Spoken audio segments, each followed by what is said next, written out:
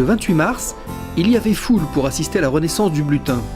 Ce jour-là, en effet, élus, riverains et agents du syndicat assistent avec émotion à l'arrivée du cours d'eau dans son nouveau lit, sur les 300 derniers mètres de son parcours, jusqu'à sa confluence avec l'Orge.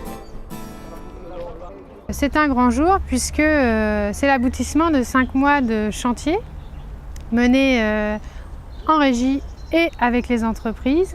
Depuis 30 ans, le Blutin coulait dans un tuyau donc qui était disposé de manière rectiligne avec quelques coudes. Et l'idée est de redonner au Blutin son méandrage le plus proche de celui d'origine. Ce nouveau profil du ruisseau prend cependant en compte les aménagements récents sur le site très fréquenté du bassin du Carouge. Sur les premiers 100 mètres réouverts, le long du parking, le lit est étroit et la pente importante.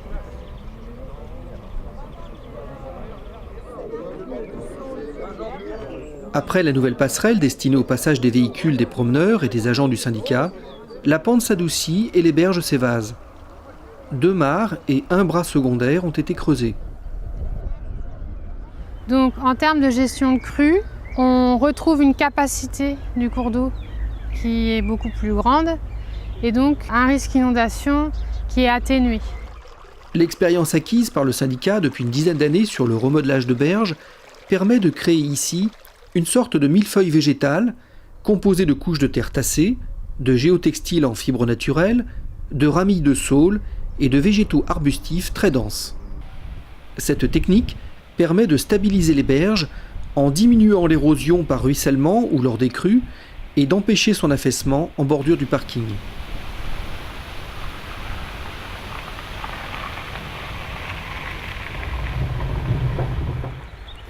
En aval, à titre expérimental, des zones ont été laissées vierges de tout aménagement ou plantation afin d'observer comment la végétation spontanée va prendre le dessus.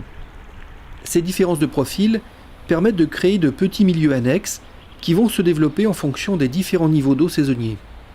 Je crois que surtout ce qu'on peut retenir de ce chantier, c'est la très bonne collaboration qu'il y a eu entre les entreprises et la régie du syndicat, et aussi l'investissement des agents dans le chantier qui nécessitait la mise en place de techniques assez pointues d'aménagement de berges et un plan de coordination assez complexe.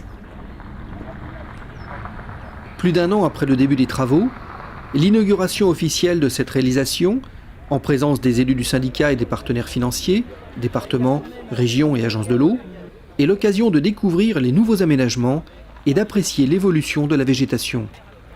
Le retour 10 mois après la réouverture du Blutin est plutôt positif.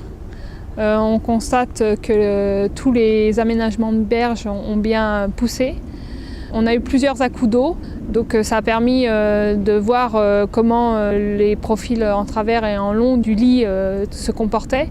On constate à certains endroits qu'il y a eu des creusements qui n'étaient pas forcément prévus, mais bon, ça c'est le milieu naturel qui travaille de lui-même. Le printemps exceptionnellement chaud et sec de cette année a retardé le développement de la végétation.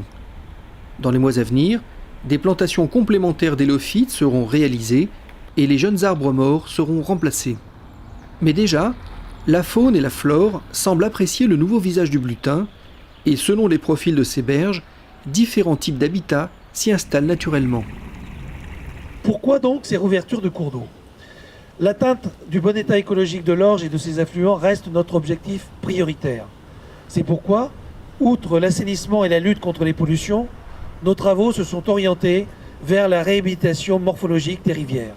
En effet, la forme et la dynamique de nos rivières est l'un des piliers de sa bonne qualité. Quelle qualité, en effet, peut avoir un cours d'eau enterré dans une canalisation ? Notre syndicat s'est donné une véritable dynamique en matière de réouverture de cours d'eau en inscrivant ses actions dans sa programmation pluriannuelle avec, en moyenne, un projet par an.